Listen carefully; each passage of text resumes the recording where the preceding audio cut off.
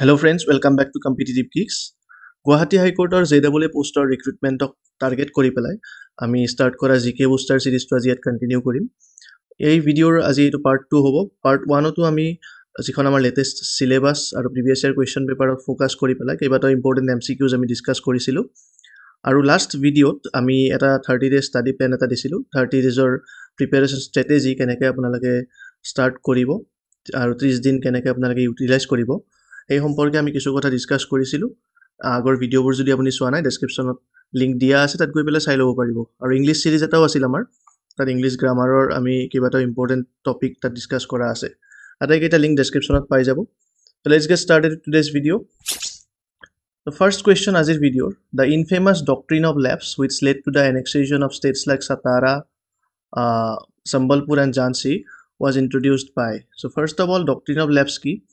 Doctrine of lapse মানে হল যিখিনি princely states আছিল, মানে যিবিলাক ষ্টেটৰ কণ্ট্ৰলটো ব্ৰিটিছৰ হাতত ইনডাইৰেক্টলি আছিল, মানে তাত মহাৰাজা বা নৱাব আছিলে কণ্ট্ৰলত লোকেলি, কিন্তু ব্ৰিটিছ ক্ৰাউনৰ তাত ইনডাইৰেক্ট কণ্ট্ৰল আছিল। এইবিলাক ষ্টেটত কি হৈছিল, ডক্ট্ৰিন অফ লেপছ পলিচি মতে এনেকুৱা এটা পলিচি আছিল যে ইয়াত যিজন ৰজা আছিল, ৰজাজনৰ যদি কিবা কাৰণত মৃত্যু হয়, তেখেতৰ যদি মেল নেচাৰেল এয়াৰ কোনো নাথাকে,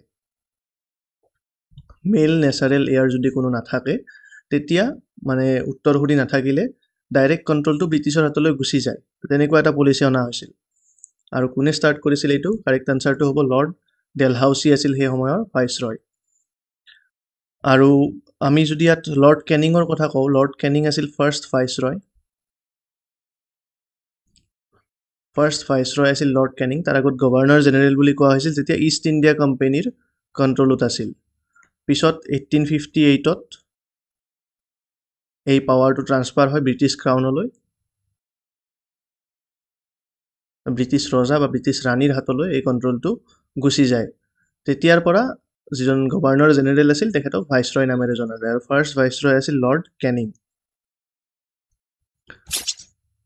নেক্সট কুৱেশ্যনলৈ আগবাঢ়িছোঁ। Who was the Viceroy of India when the Indian National Congress INC was formed in 1885? 1885ত ইণ্ডিয়ান নেশ্যনেল কংগ্ৰেছ, ভাৰতীয় জাতীয় কংগ্ৰেছ ফৰ্ম কৰা হৈছিল। আৰু এই ইণ্ডিয়ান নেশ্যনেল কংগ্ৰেছ কোন আছিল সেই সময়ত যেতিয়া ফৰ্ম হৈছিল? তেতিয়া ভাইচৰয় আছিল। কাৰেক্ট আনচাৰ হ'ব লৰ্ড ডাফাৰিন। লৰ্ড ডাফাৰিন আছিল সেই সময়ৰ ভাইচৰয়। আৰু কোনে এষ্টাব্লিছ কৰিছিল Indian National Congress? A.O. Hume, নামটো মনত ৰাখিব। লৰ্ড লিটনৰ আমি কিহৰ কাৰণে তেখেত জনা যায়? লৰ্ড লিটন, তেখেতৰ সময়ত কি অনা হৈছিল? ভাৰ্নেকুলাৰ প্ৰেছ এক্ট আছিল। ভাৰ্নেকুলাৰ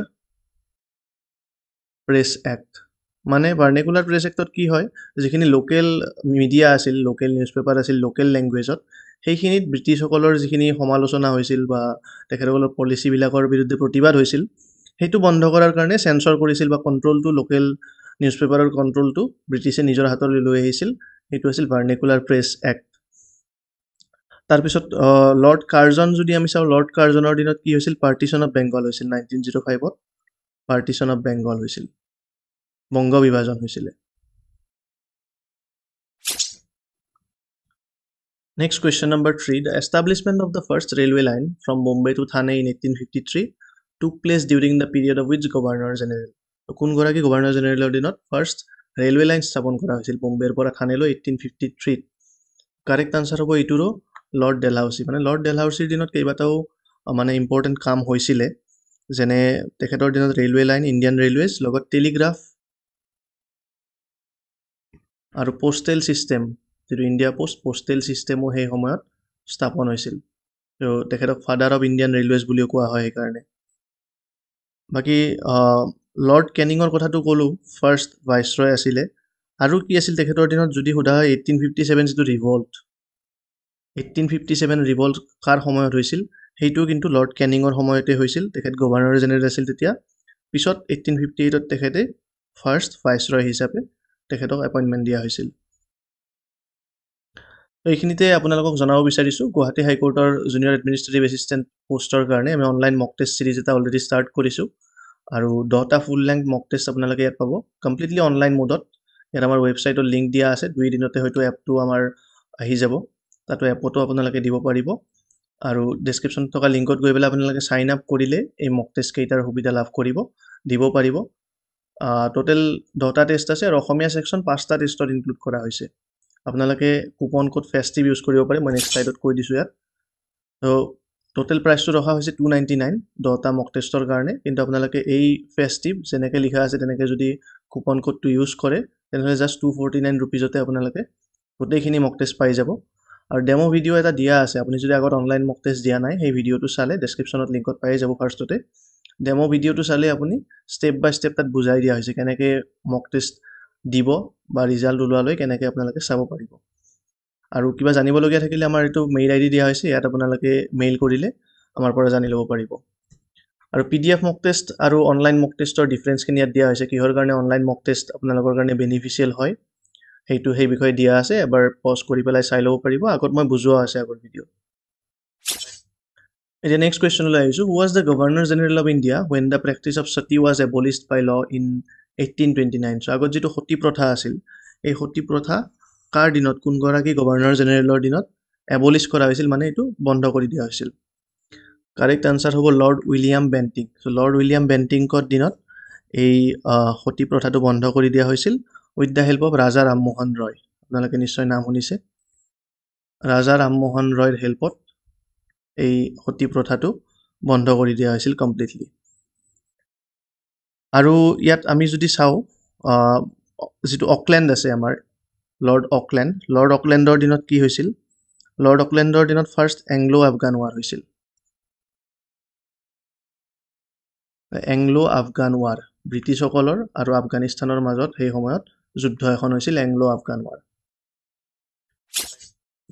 নেক্সট কুৱেশ্যনটো আপোনাৰ কাৰণে আছে the transfer of the capital of British India from Calcutta to Delhi took place during the tenure of which viceroy কোনগৰাকী ভাইচৰয়ৰ দিনত যিটো আমাৰ কেপিটেল আগত যিহেতু কেলকাতাত আছিল আপোনালোকে নিশ্চয় জানে কেলকাতাৰ পৰা দিল্লীলৈ ট্ৰান্সফাৰ কৰা হৈছিলে মই ইয়াৰটো কৈ দিছোঁ ইয়াত এনাউন্সমেণ্ট দিয়া হৈছিল দিল্লী দৰবাৰত দিল্লী দৰবাৰ 1911ত এই এনাউন্সমেণ্টটো দিয়া হৈছিল কিন্তু শিফ্ট কেতিয়া কৰা হৈছিল 1912ত শিফ্ট কৰা হৈছিল নেক্সট ইয়াৰত এই কেপিটেলটো কেলকাতাৰ পৰা দিল্লীলৈ শিফ্ট কৰা হৈছিল তেতিয়া ভাইচৰয় কোন আছিল সেই সময়ত কাৰেক্ট আনচাৰ কোনটো হয় A B C নে D কমেণ্টত লিখি পেলাই জনাব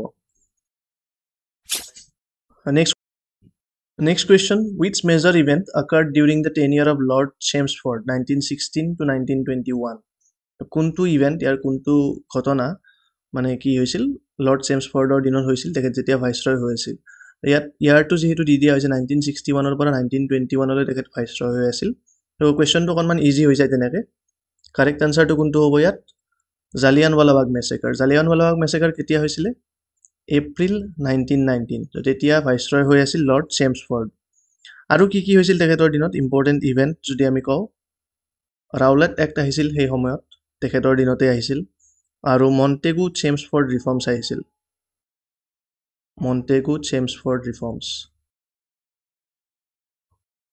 ইম্পৰ্টেণ্ট এইকেইটাও মনত ৰাখিব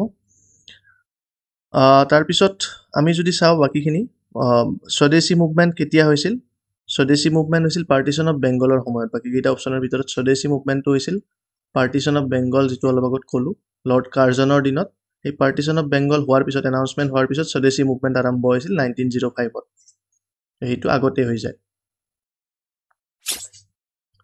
next question number 7 who was the last British viceroy of India last British viceroy সুধিছে মানে ভাৰতৰ ইণ্ডিপেণ্ডেঞ্চৰ আগত শেষৰগৰাকী ব্ৰিটিছ ভাইচৰয় কোন আছিল ইয়াত কাৰেক্ট আনচাৰটো হ'ব লৰ্ড লুই মাউণ্টবেটেন আছিল শেষৰগৰাকী ব্ৰিটিছ ভাইচৰয় আৰু ফাৰ্ষ্ট আমাক যদি সোধে first governor general of independent India Bharat স্বাধীন হোৱাৰ পিছত প্ৰথমগৰাকী গভৰ্ণৰ জেনেৰেল কোন আছিল তেতিয়াও কিন্তু আনচাৰটো হ'ব লৰ্ড লুই মাউণ্টবেটেন আৰু first and only Indian governor general যদি সোধে প্ৰথম আৰু একমাত্ৰ ভাৰতীয় গভৰ্ণৰ জেনেৰেল যদি সোধে আমাক তেতিয়া হ'ব C Rajagopalachari next question number 8 the reserve bank of India RBI was established in wish year reserve bank of India কেতিয়া এষ্টাব্লিছ কৰা হৈছিল কাৰেক্ট আনচাৰটো হ'ব অপশ্যন D 1935ত এষ্টাব্লিছ হৈছিল 1934ত কি হৈছিল RBI এক্ট পাছ কৰা হৈছিল যিখন আমাৰ RBI act reserve bank of India establish কৰাৰ কাৰণে এইখন 1934তে পাছ হৈছিল কিন্তু এষ্টাব্লিছ হৈছিল এপ্ৰিল 1, 1935 1 এপ্ৰিলত reserve bank of India establish কৰা হৈছিল Next question number 9. The right to constitutional remedies is mentioned in which article of the Indian Constitution? So first of all, right to constitutional remedies মানে কি?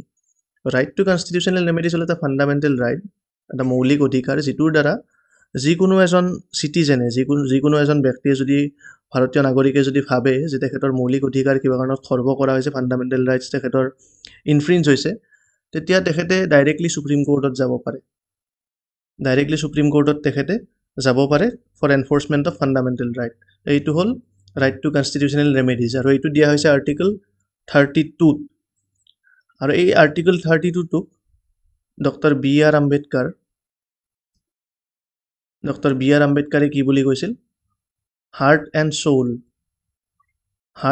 Soul of Indian constitution বুলি কৈছিল important মনত ৰাখিব এইটো question হ'ব পাৰে কোনটো next question number 10 which acid is naturally present in spinach spinach মানে হ'ল পালেং শাক যিটো আমি খাওঁ বা অন্যান্য লিফি গ্ৰীণ যিবিলাক ভেজিটেবলছ আছে লিফি গ্ৰীণ যিবিলাক আছে তাত কোনটো এচিড পোৱা যায় নেচাৰেলি কাৰেক্ট আনসাৰ হ'ব অক্সেলিক এচিডটো আমি স্পিনাচ বা লিফি গ্ৰীণবিলাকত পাওঁ লেক্টিক এচিড ক'ত পোৱা যায় লেক্টিক এচিড আমি পাম সাৱাৰ মিল্কত মানে টেঙা গাখীৰত দৈত আমি পাম লেক্টিক এচিড আৰু কেতিয়া লেক্টিক এচিড ফৰ্ম হয় মাসল সোৰনেছ যদি হয় আমাৰ মাসলত যেটো ক্ৰ্যাম্প আহে কেতিয়াবা এইবিলাক লেক্টিক এচিডৰ কাৰণে হয় এসিটিক এচিড ক'ত পায় এসিটিক এচিড মেইন কম্পোনেন্ট হ'ল ভিনেগাৰৰ কেতিয়াবা কোৱেশ্চন হ'ব পাৰে what is the main component of vinegar তেতিয়া লিখিব লাগিব এসিটিক এচিড সাইট্ৰিক এচিড পাম আমি সাইট্ৰাছ ফ্ৰুট বিলাকত যেনে লেমন অৰেঞ্জ এইবিলাকত আমি পাম সাইট্ৰিক এচিড